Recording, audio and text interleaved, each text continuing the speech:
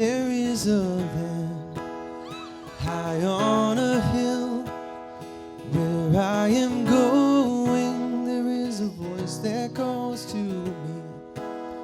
The air is sweet, the grass is wave, the wind is blowing away up in the farthest field. Walk with me and we will see the mystery revealed. When one day we went our way up to the farthest field, the sun will rise, the sun will set across the mountains, and we will live with beauty there. The fragrant flowers, the days and hours will not be counted, and peaceful songs will fill the air. Oh, walk with me, we will see the mystery revealed. When one day we went our way up to the farthest field.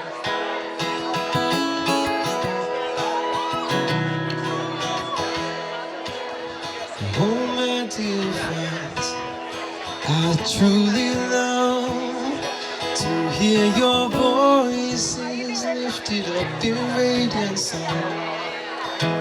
Though through the years we all have made our separate choices, we landed here where we belong. Oh, walk with me, we will see the mystery revealed. When one day we went our way up to the farthest field. So here we stand and walk as one. Through fields together we raise our voices loud and clear. We love this land, demand its care, so future children can use the waterland and walk with me, we will see the mystery revealed. When one day we went our way up to the farthest field. Walk with me and we will see the mystery revealed. When one day we went our way up to the farthest field.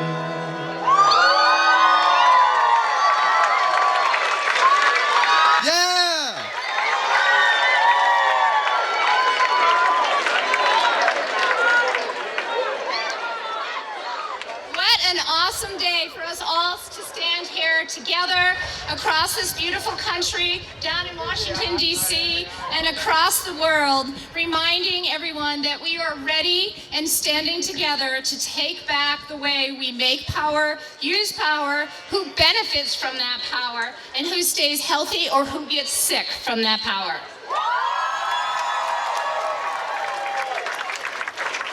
We have a whole awesome lineup of folks for y'all to listen to today, but before we do that, I didn't say who I was. So I'm Sarah Chant from 350 Maine, so thanks so much for having me. So I think I've got most logistics covered. Now, as I said, it is an absolute honor to be standing here with all of you who came together to stand strong and protect our beautiful Mother Earth. We all have our own journey. We all have our own story of how we got here today. And it's just so awesome, whether you've been an activist your whole life or just starting today, we are growing stronger by numbers, and we are going to take back the control of protecting our Earth for future generations. I want to just stop for a minute and remind us all that we must remember today that as we're fighting for climate justice and social justice, that the land that we fight here on today is not our land. It's the land of the Dawn Land people, or the Wabanaki Confederacy. And therefore, we must always, in everything we do, we put their fight first, because their fight is our fight. Because this land we stand on is their land. The air we breathe is their land, and from now on, no one's messing with their sovereignty.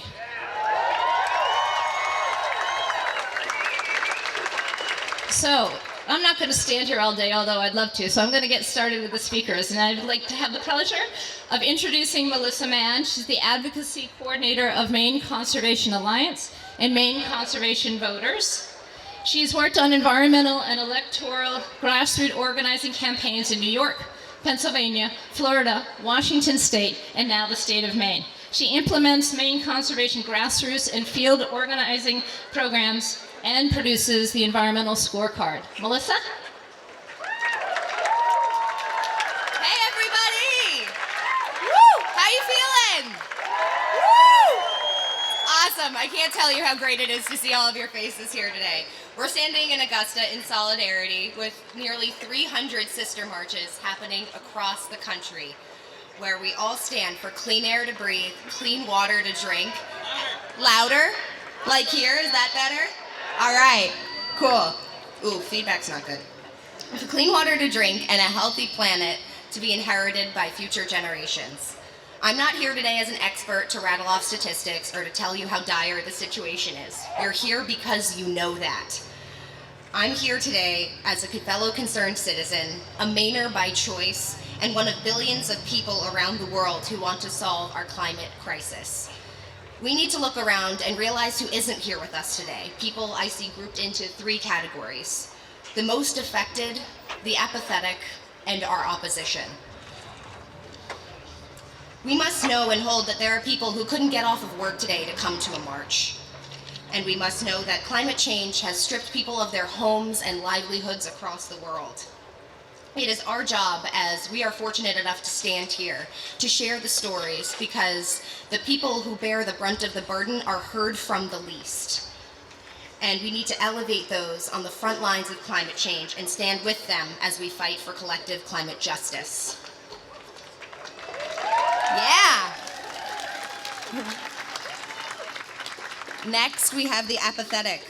Those either without concern for how their actions will change the world for those who come after, or are so overwhelmed by the enormity of climate change that they think that their voice is futile.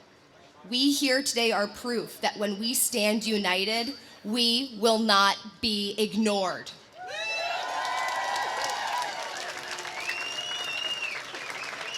Yeah. Then there's our opposition.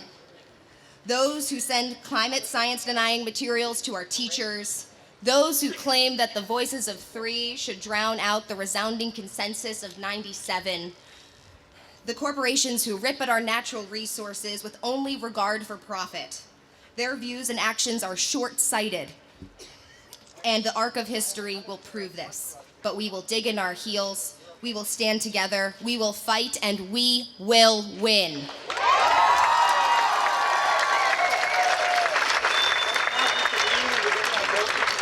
Voting for climate action in the sustainable future is an American value, not a partisan one. Maine people are moving in that direction, and we're lucky to be represented by elected officials that, for the most part, listen to Maine people and vote to protect our air, our land, and our water. So just remember, there are people who live in deep red states who don't have a hope of their elected officials sharing those values. In that way, in Maine, we have tremendous influence, so don't let your activism end today and never stop showing up. Who's gonna leave here today and call their elected official to act on climate? Who's gonna leave here today and write a letter to the editor talking about climate change? And who here is never giving up? Yeah! Yeah. And a great opportunity to show up is this coming May 4th, this Thursday, back at the State House, we have Conservation Lobby Day. You can come and talk to your local elected officials about what's going to be happening here at the state level. And that'll be followed up with a solar rally and a solar hearing. Because it is our job to raise up the voices of those who are impacted most by climate change, to practice empathy and motivate those who are apathetic, and fight those who stand in our way. Thank you.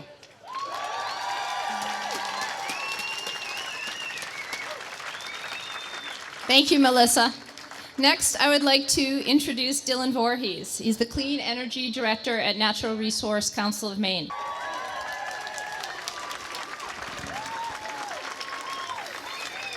How's everybody doing today? What a beautiful day. I'm so grateful and inspired to be here with all of you and with my family. Let's see if we can get a shout out for the kids here. Mari, can you say hi? Yeah. We are gathered here. Oh, that would be good. We're gathered here today in Augusta, in Washington, all over the globe. We were gathered for science a week ago. The Women's March was here a few months ago. It is so exciting to see what's happening to our country as people come out and stand up together. Thank you, thank you. As somebody who works on these issues every day, this is like an injection of adrenaline and optimism to see all of you out here today.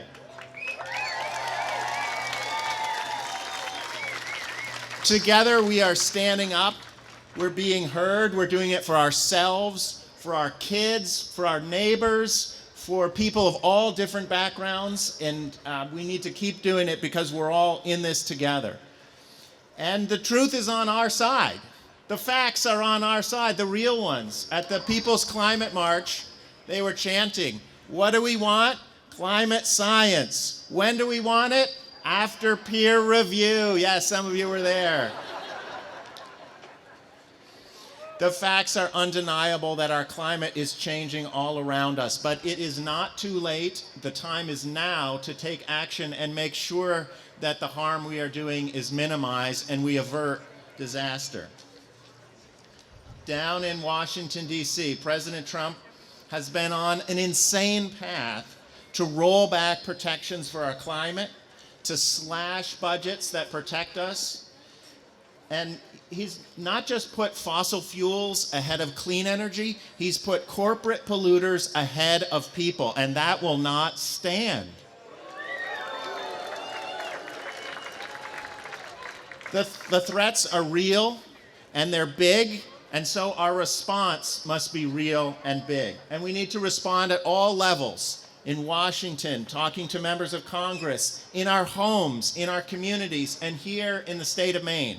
We need to make Maine the cleanest, most sustainable state that we possibly can, and that is up to us. So the fact that Maine is in last place in New England for solar power, that won't stand either, will it? So we have an opportunity in the state to move forward with clean solar power in the state. We desperately need to.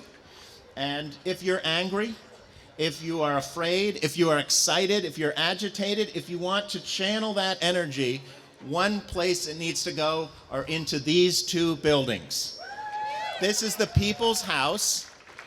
And I encourage every one of you to talk to your lawmaker about solar power legislation that we need to pass this session. They will listen, they are good people, and they want to hear from you.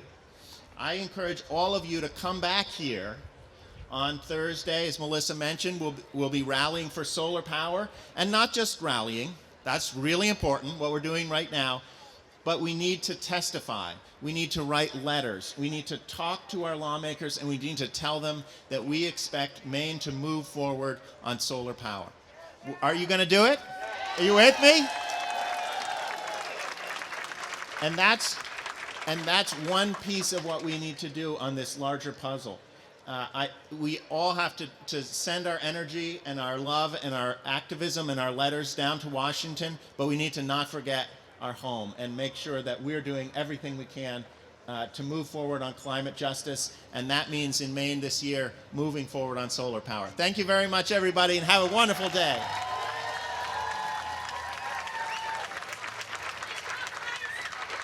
So the next person I want to introduce is our Representative Sarah Gideon. She's a Speaker of the House and a proud resident of Freeport. Please join me in welcoming Representative Gideon.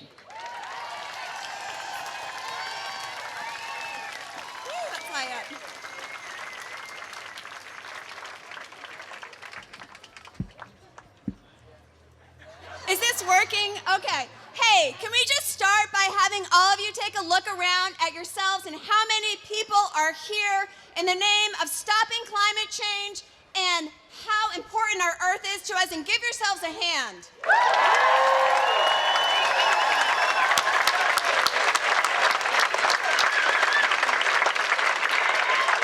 I hope you don't mind if I start by sharing a story with you.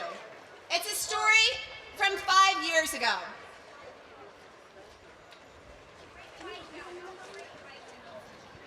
Okay, I did it. I was hesitant because I have a tendency to drop the whole mic when I do that. Okay, so I wanted to start by sharing a story with you. This story is from 5 years ago when I was running for state office for the first time. And in 1 week, I had 2 very different conversations. One conversation was with a little boy in his first decade of life. The other conversation was with a woman in her 6th decade of life. The first conversation was with my son, Alec, who was 7 at the time. And he was learning earth sciences, and he said, "Mom, I'm learning about climate change, and it seems like things are gonna get hotter and hotter. Does that mean that we're eventually just going to burn up? And can you change it?" The second conversation was with a woman who I met when I was going to her door to ask her about issues that she cared about. Her name is Eugenie. She lives in Freeport. And she said to me, "Sarah, if we send you to Augusta, do you promise that you will consider science and data in facts in all of the decisions that you make? And do you promise that you will consider renewable energy policies in the context of climate change and do everything that you can to arrest climate change?" I did end up coming to Augusta. I've been here now for 4.5 years. When I came here, I asked to work on the Energy Committee, and I have spent most of my time here working on exactly those policies and remembering my conversations with Eugenie and with Alec in every single decision that I make.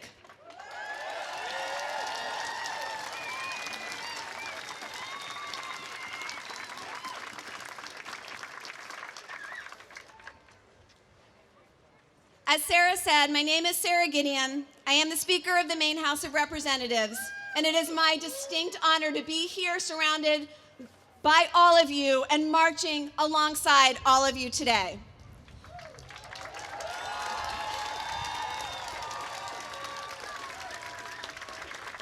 We are Mainers, and we love our place. We swim in these waters, we fish in them, we farm our beautiful land, we recreate on our mountains, but we also know this, that our environment is absolutely tied to our economy. Our wind, our water, our woods are the very things that fuel our livelihoods. But all of those things are in peril right now. It is a real turning point for us, and at the same time that we are under this threat, we also have a clear path to an alternative that will change our course and change direction. And that has everything to do with renewable energy policies. Yes. So many of you who are here today, it's been so great to see so many people again, I have to say, because so many of you are people who show up in the committee rooms over there, in the Environment and Natural Resources room, and in the Energy, Utility, and Technologies room. So many of you are people who came by the hundreds on multiple days last year, wrapped in yellow t-shirts, saying, "We care about generating more energy from the sun. We know how to do it. Give us what we're asking for. Make it easier for us." There is one thing that we know is not going to change for human beings anytime soon. That is how much energy we can consume. It will only become greater. We can harness the energy from the sun, we can harness the energy from the wind, and we can do it in a way that is not harmful to any of us, or the land or water we care about, or our children or grandchildren's future. Yes!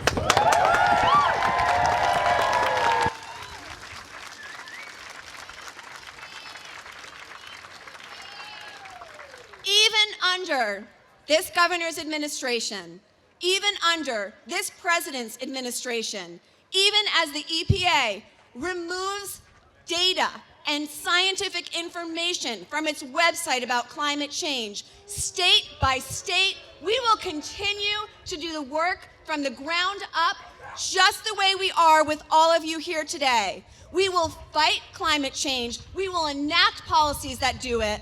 We will march, and we will make a difference.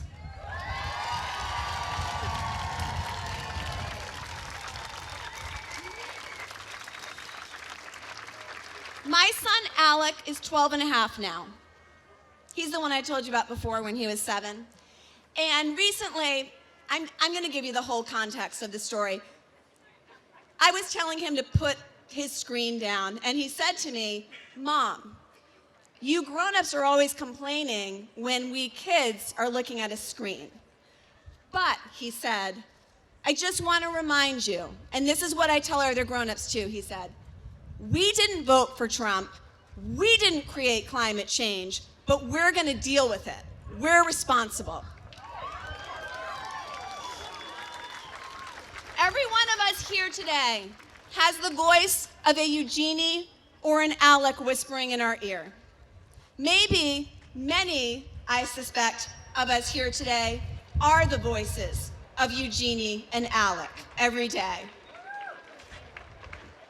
In these days, which feel more menacing than ever, there are 2 things I want to tell you. One is to ask this of you: keep doing what you're doing.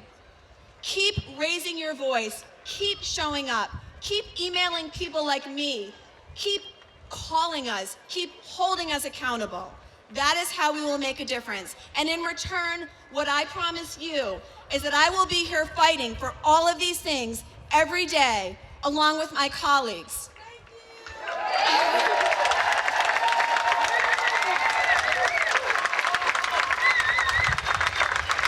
Thank you. You have no idea how grateful I am to know that the work that I'm doing every day is supported and pushed by every one of you. Thank you for showing up. Can't wait to continue this day with you.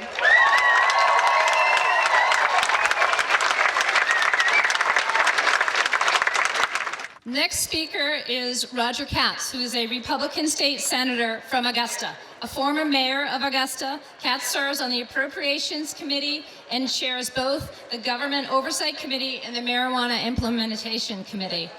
Senator Katz?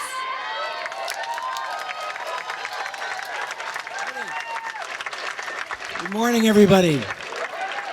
Okay, so this is a little lesson in political science about how you can get elected to office. You can either be smart and articulate like the speaker, or you can knock on doors with 2 cute dogs like I did. Neither one seems to have worked. So thank you all so much for coming to my hometown for this event today. And my message is really very simple. Climate change is not a Democrat or a Republican issue. Climate change is not a Democrat or a Republican issue.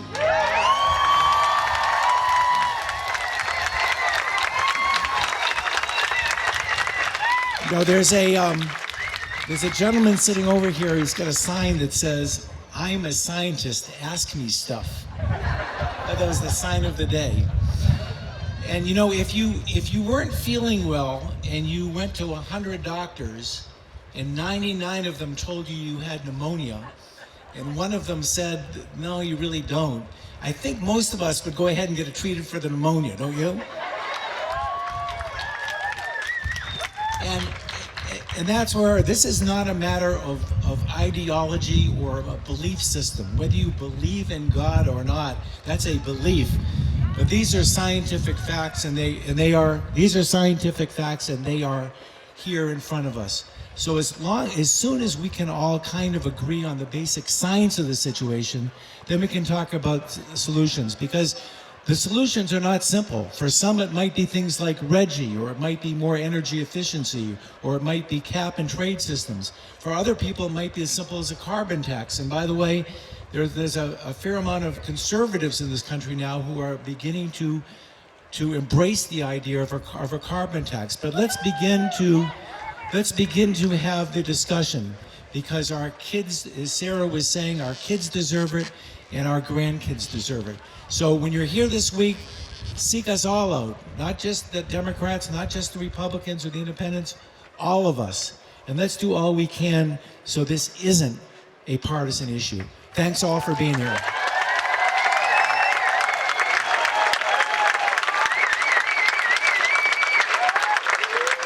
Thank you, Senator Katz. The next person I'd like to introduce is going to have us do some more group participation again. Time to hear from you folks some more. And that is Lee Chisholm. He's part of 350 Maine. He lives in Freeport. He's an amazing teacher, artist, and spends all of his time working to protect this beautiful planet. Lee?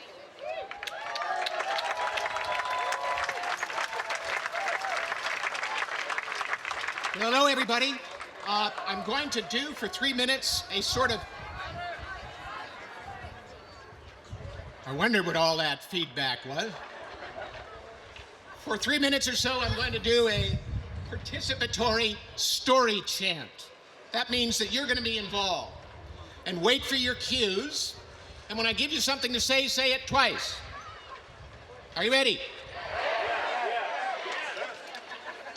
This is the story part.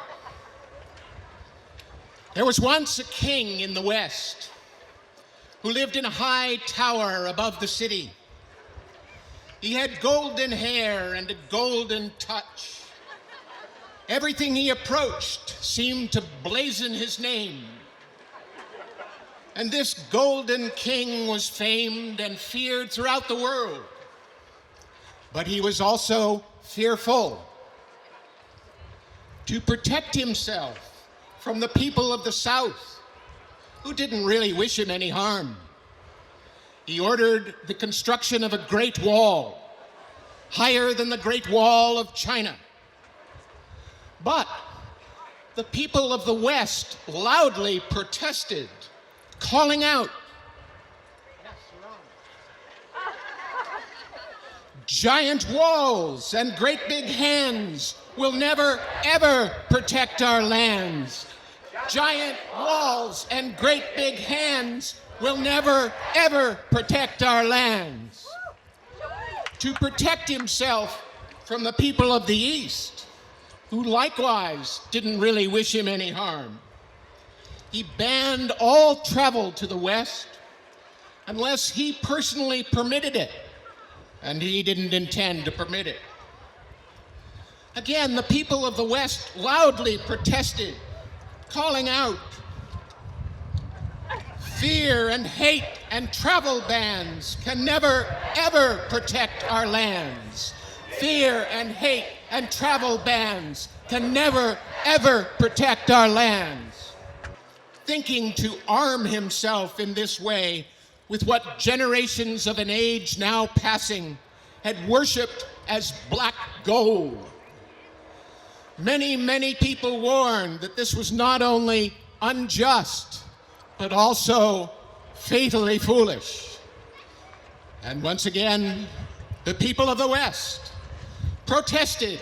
They called out, this time more loudly than ever, "Coal and oil and pipeline spans can never, ever protect our lands. Oil and pipeline spans will never, ever protect our lands." So in this way, the weeks of his kingship came and went, and not one of the things that the Golden King had ordered were accomplished.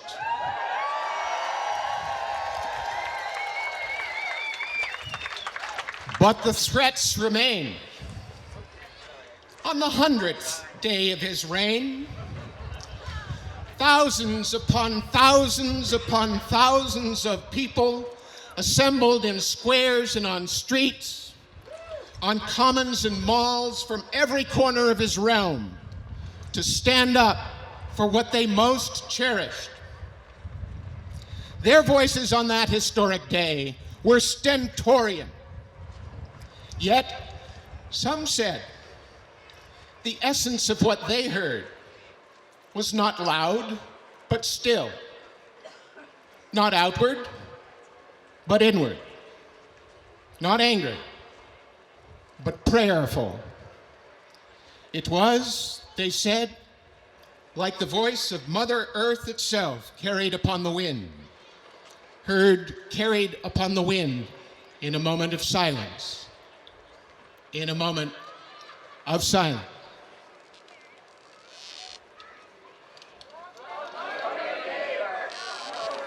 A moment of silence, inward, not outward.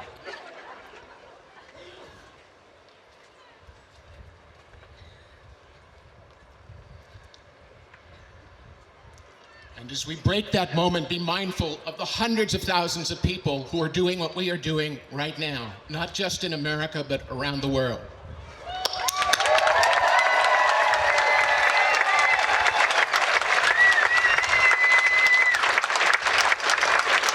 Thank you, Lee. Thank you, everybody.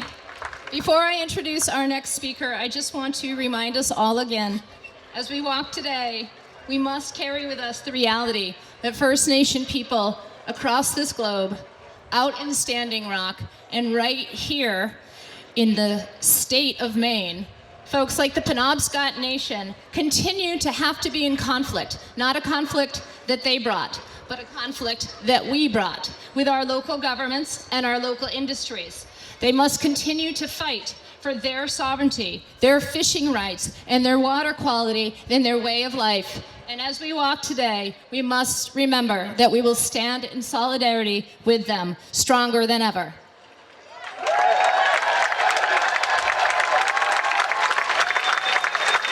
So it is my honor to introduce June Sapiel of the Penobscot Nation.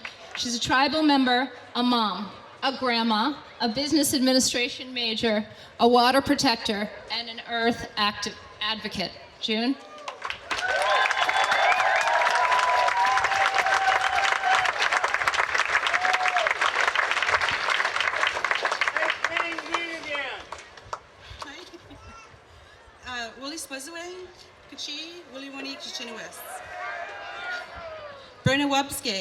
My name is June Sapiel. Thank you. Thank you, Great Spirit, for letting us all be here today in this space. I would like to call for a moment of silence for all our ancestors, all our relations, and for all of us that cannot be with us today.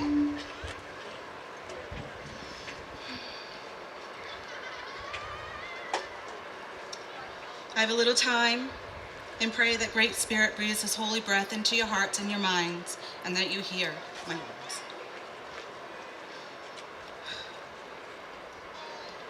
Since time immemorial, my nation and other First Nations have stood and protected our precious land and water. And for all of us, the earth, our mother, is our relation. For us, no amount of abuse is acceptable. No fracking, no mining, no pipelines, and no theft of our water.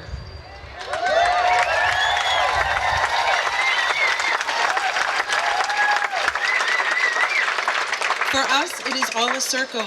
If we do not respect our earth, she will suffer and will not sustain us with our basic needs of clean air, water, and plentiful lands. You all know what is happening to our earth. That is why you're here. What we need to do is educate, network, and be present. Be active and do not be silent. Continue the journey you have asked to be on. Please don't let our water protectors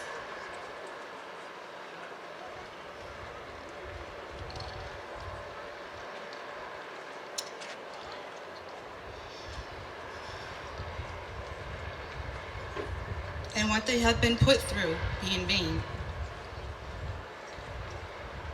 Hear the words that you hear today. Journey home and share them with all. Know and believe that when we stand together, we are stronger.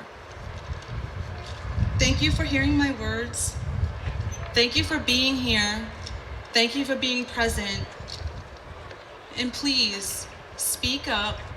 Go out there. Don't be silent. Be present. Use your bodies, your voice, and anything that you have available to speak what we're hearing today. Thank you. It is my honor to stand with you all today.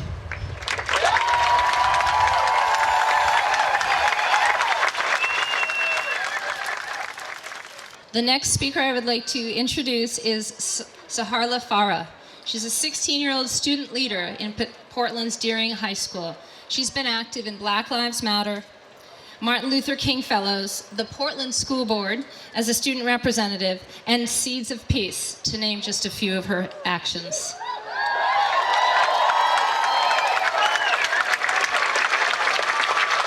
With a beloved grandmother living in a drought-stricken Somalia, Saharla knows firsthand what climate change really means to so many people around the world. Please welcome Saharla. Thank you for the introduction. I'd like to talk to you all today about perspective. Perspective and ignorance go hand in hand. Without one, you are the other. Sadly, far too many people aren't aware of the global part of global warming. Right now in East Africa, there are men, women, and children suffering from the biggest humanitarian crisis since 1945. The homeland has fallen victim to the impact of climate change. My grandmother is currently, or at least trying to, live in Somalia. It is very easy for them to exhaust their resources, let alone obtain them. We must know that climate justice is a social justice issue.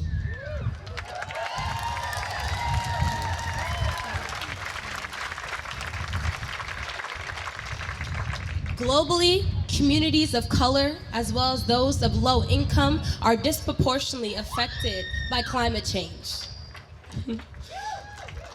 We often have a closed concept of what or who exactly are being affected by these disparities. Animals and various environmental groups often come to mind.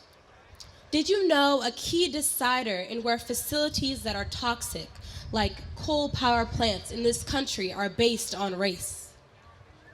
These plants have people exposed to dangerous hazards that get into their food and water supplies, stunting the health of these communities.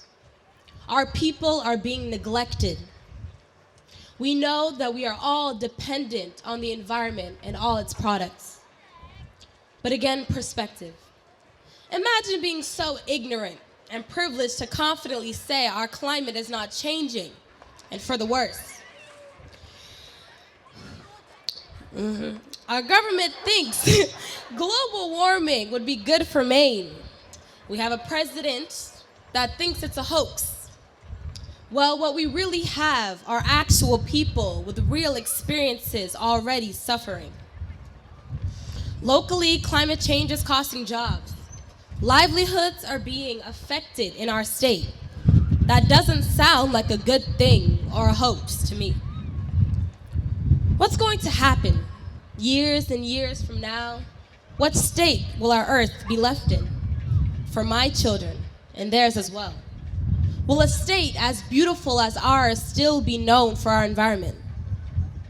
And to those sitting luxuriously here at the state capitol and those in Washington, D.C., it's sad to know that their words hold power. They hold power that many of us think we can't possibly reach. Well, today, everyone, I see power. I see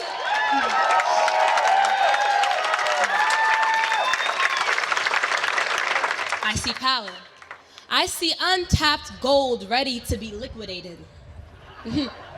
This is what democracy looks like.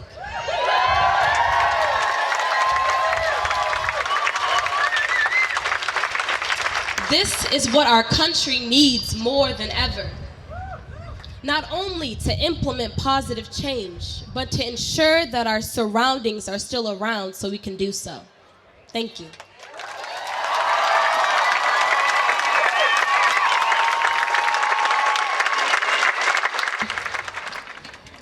I would like to introduce our next speaker, Alyssa Thompson, a youth activist from Monmouth High School.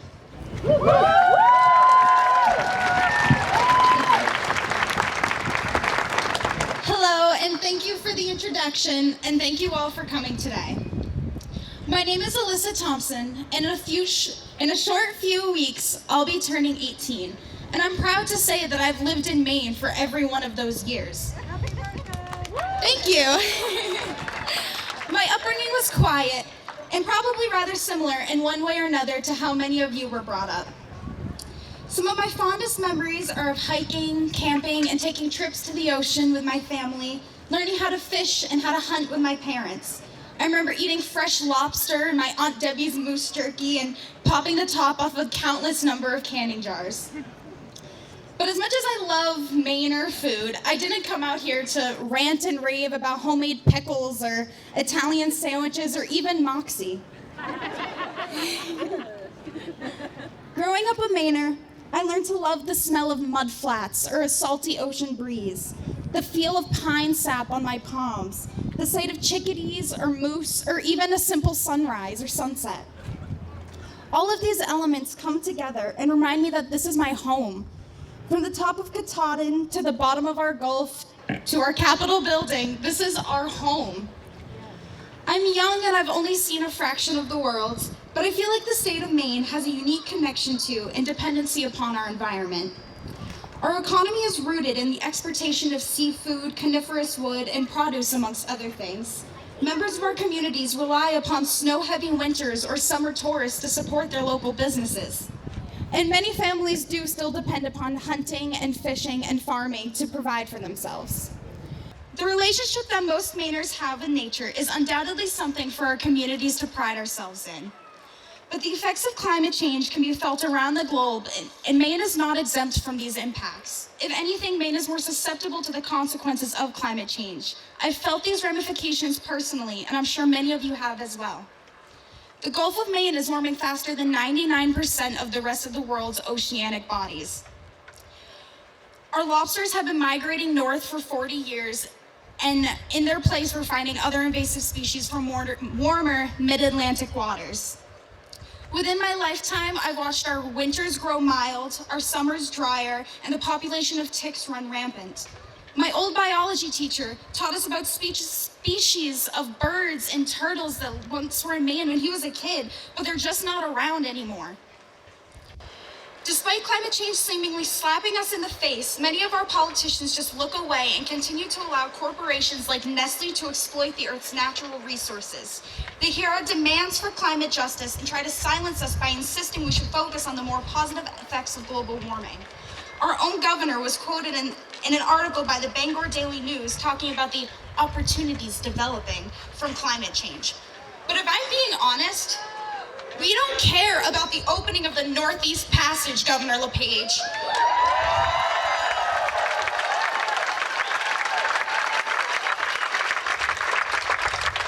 Our priority isn't to find ways to save companies money by cutting 40% off of their travel time.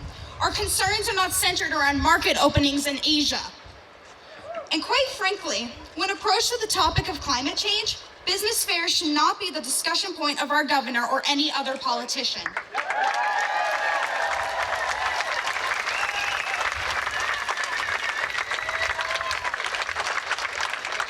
Climate change is a multidimensional issue which ultimately cannot be simply taken in stride. Climate change is factual, the results are tangible, and it is disrupting the lives of real people, particularly the lives of people who are already members of marginalized communities. The insinuation that we can simply focus on the benefit of climate change is a reflection of ignorance and privilege.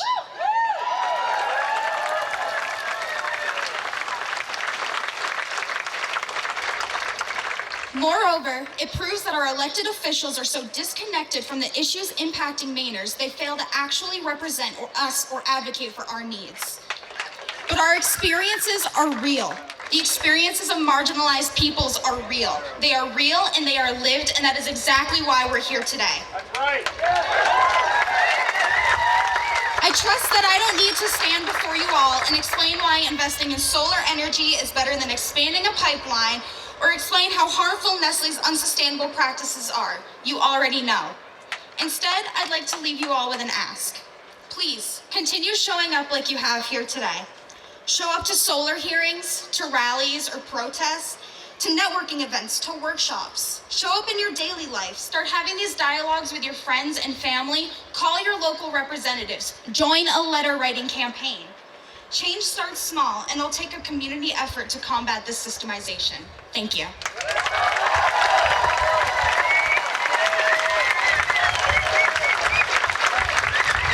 Thank you, Alyssa.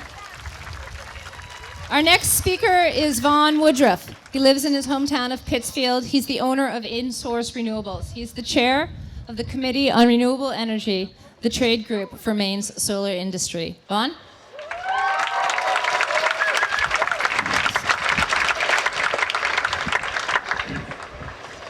Thank you. Thanks for being here. I want to thank the organizers for putting together an excellent event. I'm very excited to see a bunch of young people here, some of my favorites, and that's always inspiring. And I also want to say this loud enough to security over there. Thank you for taking a Saturday to be here and work for us. I appreciate that. So, I've been in cities and communities across the country for events like this over the last 20 years, and they're always reinvigorating. It always helps remind us that we're not alone in this fight. But it also helps remind me at times that we sometimes live in a bubble. And it's one that is probably the biggest challenge that we have, because in the last 20 years, if we look at this, we no longer have a technical problem with climate change. We have a problem of hearts and minds. We have a political problem that we need to resolve.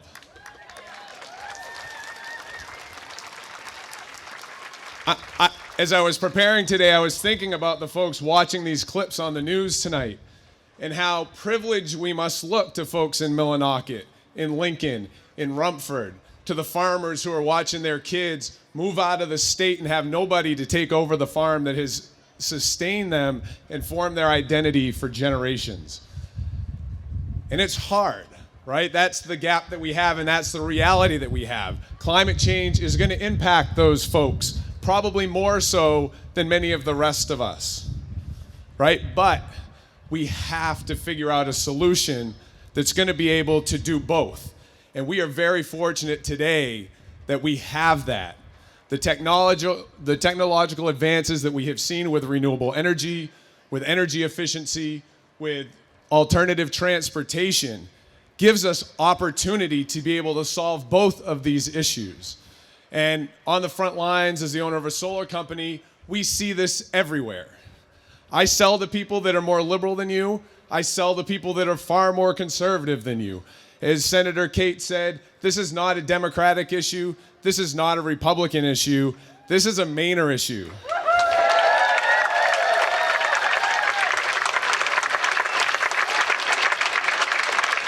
So as we move forward, we need to break down this bubble. We need to communicate that the solutions that we see, and we see this across the state right now with energy efficiency, with renewable energy, it's impacting the entire state. It's not just the rich. It's not just the urban. This is a great equalizer. And so I hope that all of us today will think about that it's great for us to come out here and get reinvigorated. We need to reach out.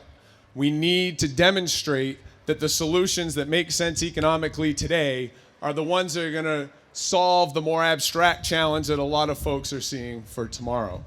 I want to leave you. I was fortunate to see Winona LaDuke a couple of weeks ago up in Colby, who's one of my personal heroes. And she had a statement that I think we always need to keep in mind. And it was a question, which is, what kind of elder are we going to be? And I think as we walk away from here, if we reach out and we close some of these gaps and we think about how we can impact things both from an economic and from an environmental standpoint, we will see great success. Thank you.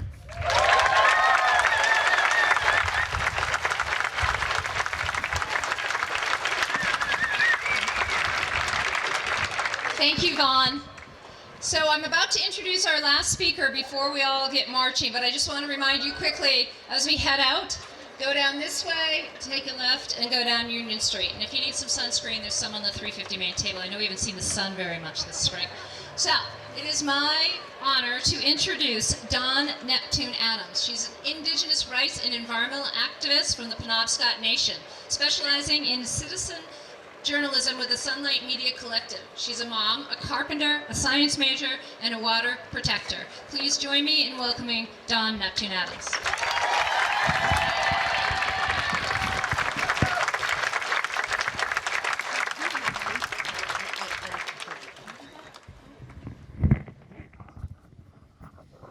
There we go. I don't like to be on a leash. Imagine that. One more? Okay. First of all, can I get a mini wachoni? Mini wachoni! Ah, that sounds so good. You know, I was in Portland visiting Jackie, my friend over here, and I had the urge to just say that out loud in the middle of a crowded street, and I did, and nobody answered me. So if you hear that on the streets of your town, if you hear someone say, Mini Wachoni, answer them back or they will cry.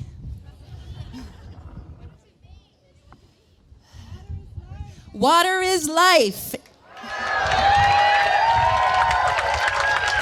That's in the Lakota language. In the Penobscot language, it's Nibi Bamagawazin. That one's a little more difficult, but I'll help you after if you like. So, Kwekwe, Aguanu, and Deluizi Don, Nyan Banawabskewi. Hello, welcome. My name is Dawn, and I am Penobscot.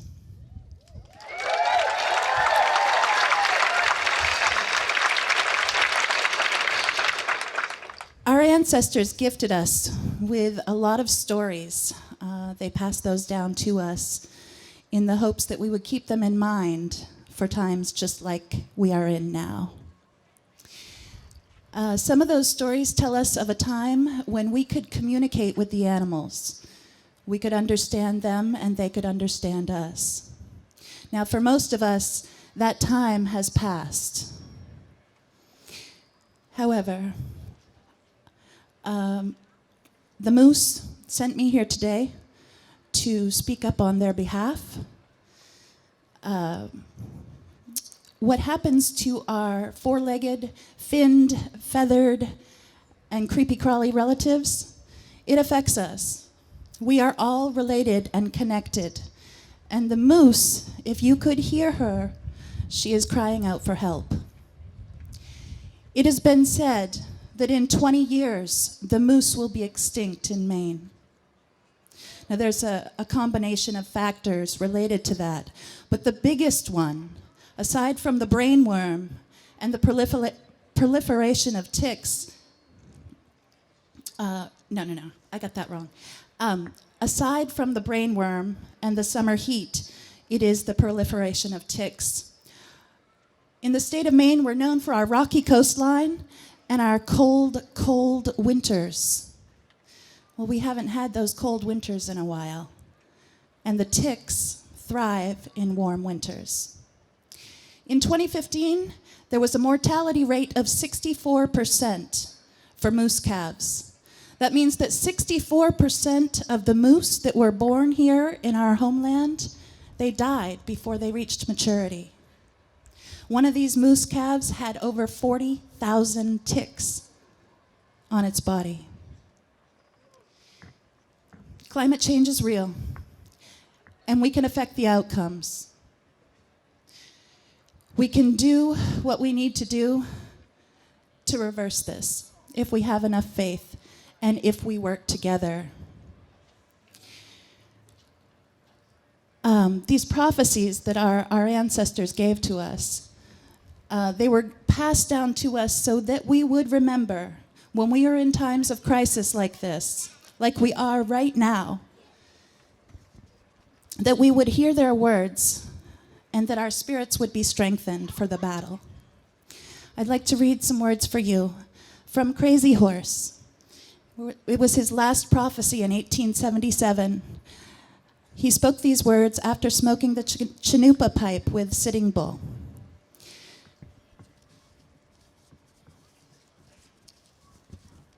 Upon suffering beyond suffering, the red nation shall rise again, and it shall be a blessing for a sick world. A world filled with broken promises, selfishness, and separations. I see a time of 7 generations when all the colors of mankind will gather under the sacred tree of life, and the whole earth will become one circle. In that day, there will be those among the Lakota who will carry knowledge and understanding of unity among all living things. And the young white ones will come to those of my people and ask for this wisdom. I salute the light within your eyes, where the whole universe dwells. For when you are that center within you, and I am in that place within me, we shall be as one.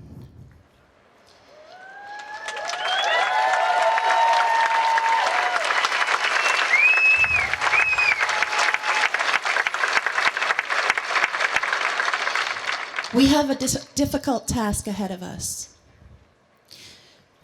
but have heart relatives. These days have been foretold a long time ago. I know it feels disheartening sometimes. I know it feels like we're playing whack-a-mole. You know, something pops up. We try to put a lid on it, and then something else pops up. We just have to keep on it. We have to keep after it. These stories that were passed down to us about Gluskab, our cultural hero, they tell us that he went away to Katahdin to rest. But that if we were ever in trouble again, all we would have to do is call to him and he would come help us. So, when you're speaking to your higher power or not, include a call to Gluskab, because we could really use his help. In the meantime, I am proud to stand with you relatives. Kchibaliwini.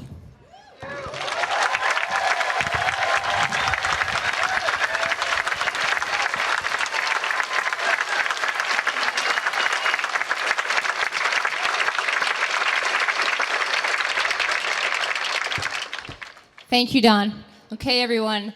Thank you so much for coming out today. None of this would be possible if each and every one of you didn't show up. So let's go march. Head left, turn left, go around the park, watch the people in the blue vest keep you orderly, and we'll see you back here. Thank you, everyone.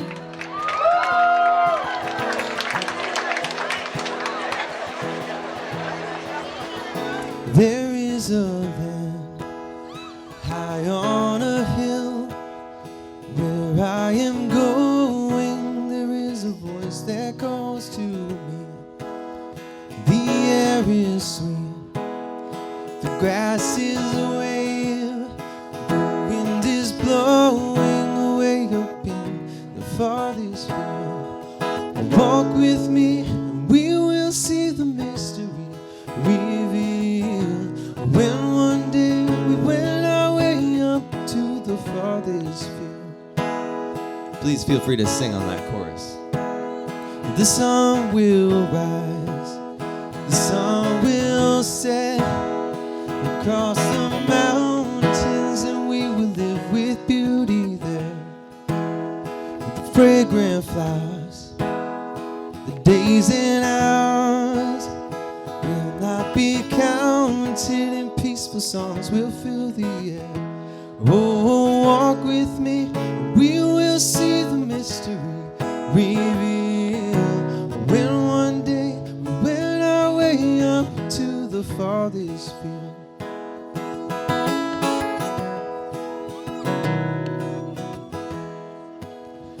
Oh, my dear friends, I truly love to hear your voices lifted up in radiant song. Though through the years we all have made our separate choices, we landed here where we belong. Oh, walk with me and we will see the mystery revealed. When one day we went our way up to the farthest field. So here we stand and walk as one. Through fields together we raise our voices loud and clear. We love this land, demand its care, so future children can use the water, land, and air. Walk with me and we'll